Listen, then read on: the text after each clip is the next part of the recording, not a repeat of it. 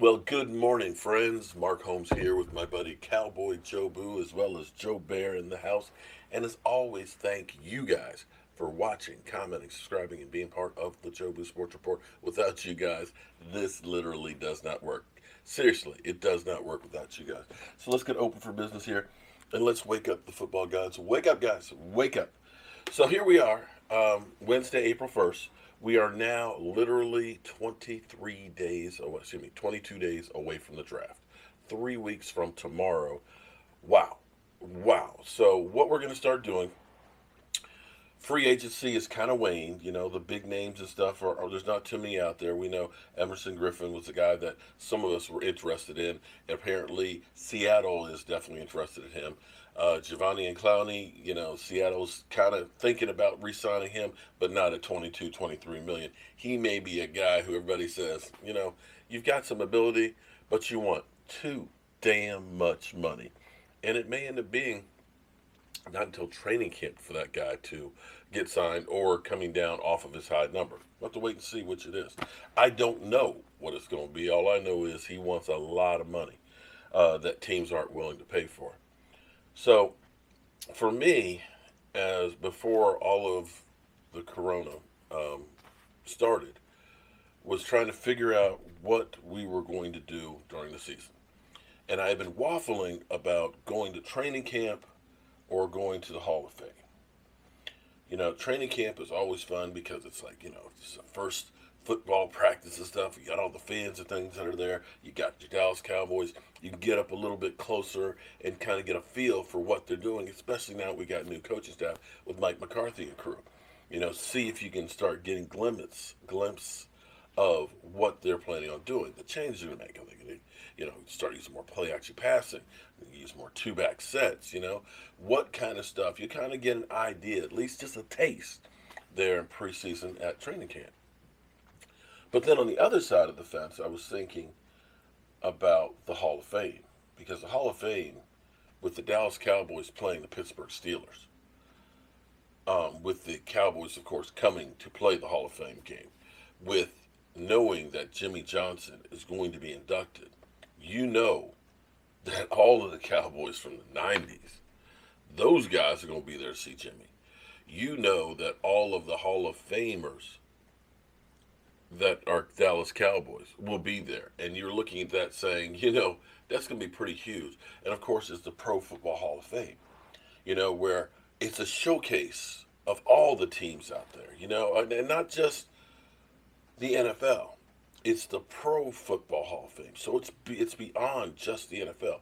You can go through and you can see some of the helmets. There was a helmet there that had a cage that literally wrapped around. It was like, it was like you were a gladiator type of ones. They had other ones that looked like gas masks that were leather that covered the whole face with a little bird beak nose and stuff in there.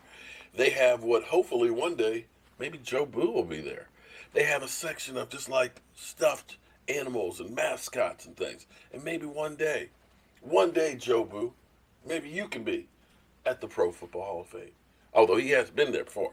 He has been there before. And every team has something at the whole Pro Football Hall of Fame. Everybody. The Cleveland Browns, with Jim Brown and the history that they had, they're one of the cornerstone franchise. The Lions with guys like Night Train Lane and things, they even have stuff out there. Even expansion teams like the Texans. Now the Texans, they don't have much. They don't have much, but the last time I was there, this is what they had.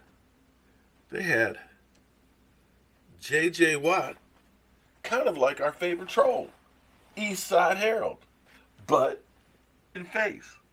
But in face. You know what I'm talking about, East Side? Yeah. Yeah. And after that trade you guys made, letting Hopkins go, yeah.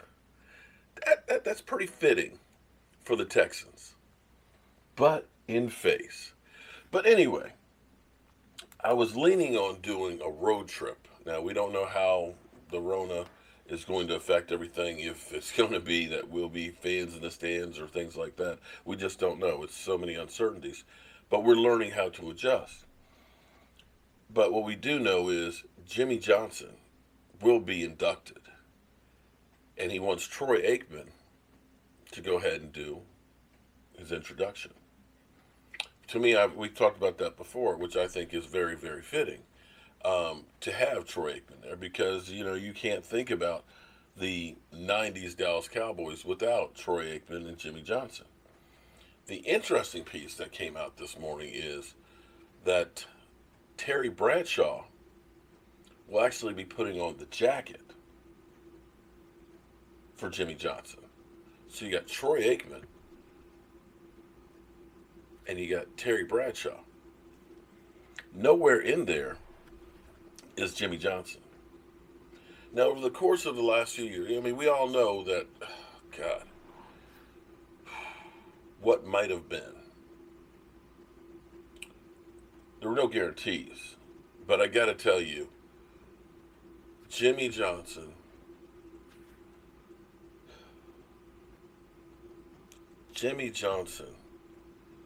put together a team with the backing of his owner. Together, these two guys. It wasn't Jimmy Johnson alone. It was the two of them together. And I'm wondering how Jerry feels about that because that clearly is a snub. And I don't know if this is still the battle that's kind of fighting because, Jimmy Johnson's not in the Ring of Honor, which he should have long ago been in there. Jerry says, well, it's not the time just yet. Maybe it'll be next year or something. That Tom Landry wasn't put into the Ring of Honor until after he was in the Hall of Fame and so on, because I guess that's just the way Jerry is. But Jerry Jones did say, of course, when Jimmy was announced as being one of the guys, he did kind of put out there that, we support Jimmy Johnson and want to be part of this, that, and the other. I wonder if this is kind of hurting Jerry a bit, snubbing him, so to speak. And I wonder if this is going to make it that much longer before we see Jimmy Johnson in the Ring of Honor. You think about that team that they put together, as young as it was, what might have been for the Dallas Cowboys had they stayed together. We've seen teams that have come out of nowhere and played a great Super Bowl, had a Cinderella season. You could take the Eagles, for example, that they came through and, came out of nowhere, surprised everybody after being, in the basement. They go through and you think, wow, this team has got great coaching. It's got great young players. They're stocked. And you expect them to be a dynasty. But then they fall off. We've seen that happen. Seattle, Pete Carroll, Russell Wilson, those guys. Now they got to a second one, but you saw them tail off. There was no tailing off with this team that won back-to-back. In fact, the fact that you brought in Barry Switzer, who they won the Super Bowl not because of him, but more of in spite of him. What that vision and that ability to find people that fit your system, that attitude that you instilled in those players, what that team might have been. New England is the closest thing to that, of course. We could say New England is beyond that. Because New England, of course, winning 6, there's never been a team like New England. But the Dallas Cowboys had these two guys been able to bury the hatchet back then, would have been that team. We unfortunately, once we got there and Jimmy was gone, we had Barry Switzer, who was not that team builder, was not that leader of the guys. He just kind of let guys be guys and, hey, they're grown men, just show up on Sunday. That mentality led to the destruction in 3, 5, and 11 teams in a row. Wow.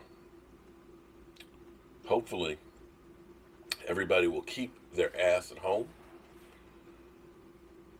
We can get through this thing. Hopefully, the scientists come up with a cure or a treatment for this thing.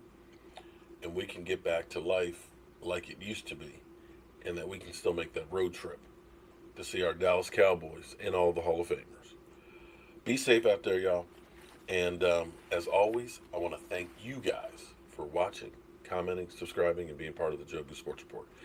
And because people have been asking for it, what you asked for, I try and give you.